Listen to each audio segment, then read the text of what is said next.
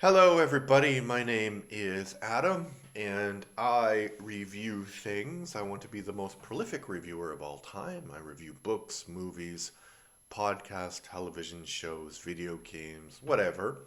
Today I'm reviewing the Indian film Three Idiots, and that's all I'm going to tell you about it because I think that it is one of the worst films I have ever watched.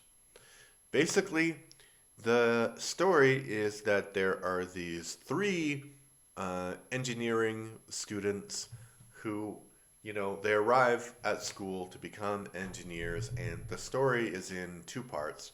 So, the first part is their sort of university career, and the second part is what happens after university. So, there's one student who is poor and wants to be an engineering student to lift himself out of poverty. And then there's another student who doesn't want to be an engineer, but just is there because his family wants him to be an engineer. And then there's another student who basically is like the servant of some rich guy, and he has taken the place of this rich guy because the rich guy is kind of stupid, but this guy really likes engineering. So he'll go to university, study, and then the rich guy will get the degree. It's a bit crazy, but anyway. The problems with the film are multiple. So I think the first thing is the clash of tone because this movie is supposed to be this sort of optimistic, you know, live life the way that you want sort of comedy. And there are two suicide attempts in the film. One is successful and it's still a comedy, right? And I think and I don't want to, say things that aren't true because this is just my opinion. It's just a review podcast, but it feels for me that Indian filmmakers, or at least these Indian filmmakers, didn't watch movies outside of Indian cinema because there is a long history of movies like this in American cinema. Like it's a whole genre of, going to school, going to university, and fighting against like the establishment. There is Animal House, um, Revenge of the Nerds, which is not a great movie in retrospect, but Van Wilder, probably the most recent example of this. So it's an entire genre of film. And in none of those movies do I think that there is a suicide, an actual suicide. There's no suicides in those movies. Of course, in Revenge of the Nerds, there is some problematic stuff, but that's more connected to the culture of filmmaking in the 80s rather than what's actually happening in the film. So, yeah, it tonally clashes, and then they have like it's a musical kind of because they have a few musical numbers. One which is really bad, but it's catchy. It's called All Is Well, and they don't say All Is Well, but they kind of really mispronounce it because it's the motto of this one guy.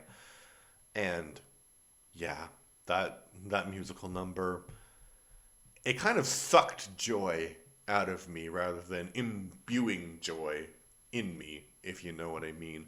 There is like a love interest, and the love interest is played by, I guess, a very popular Indian actress. But basically, what happens is she, so the the carefree spirited one, the kind of carefree guy of the three idiots, the engineering student, he basically meets her, and she's the daughter of the dean. and she is going to marry this guy who's very materialistic. And he says, like this carefree guy, "Oh, did you know he's very materialistic?" And she's like, "Oh, I did not know that. I didn't know that he's very materialistic. What a shocker." And then later, so she needs a man to tell him that this relationship's not going to work. And then later, that guy disappears, the carefree guy disappears. So she's about to marry the materialistic guy again.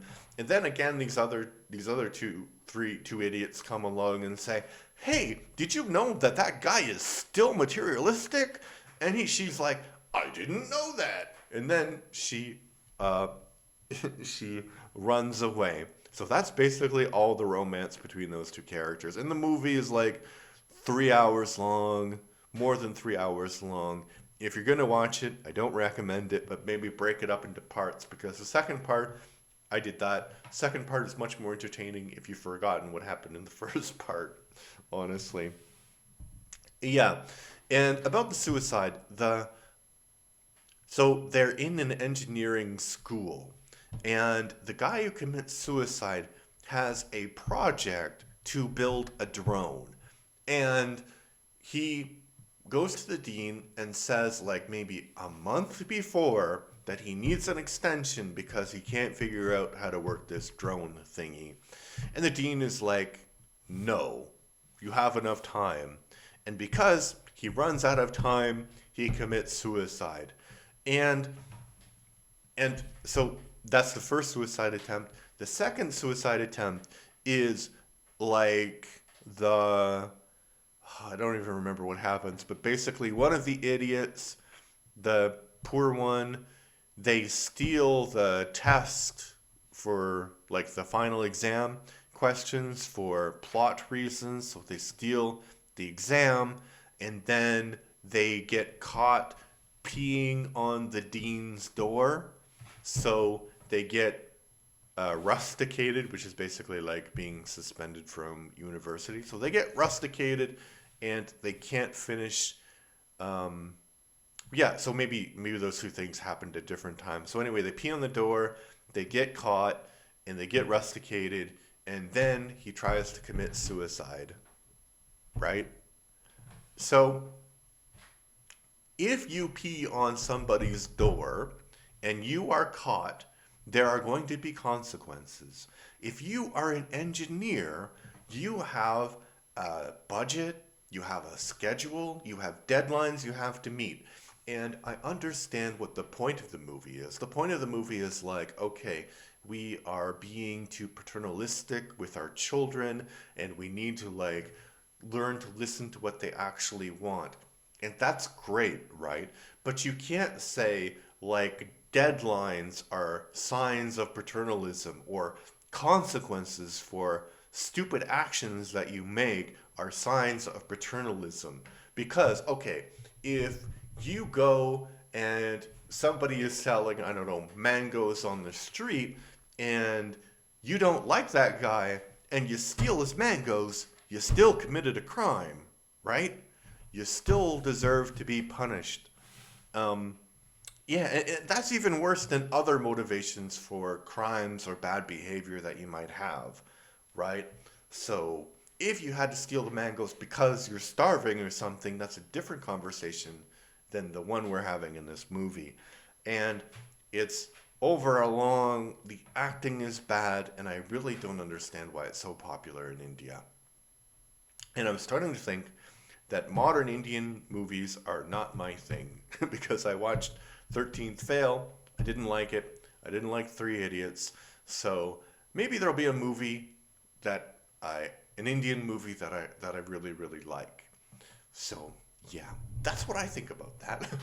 I've been brutally honest about my feelings about uh, Three Idiots. What do you think? Did you like this movie? Maybe try to defend it in the comments, and people will argue with you. I won't argue with you. I'm really curious if anybody actually liked this movie.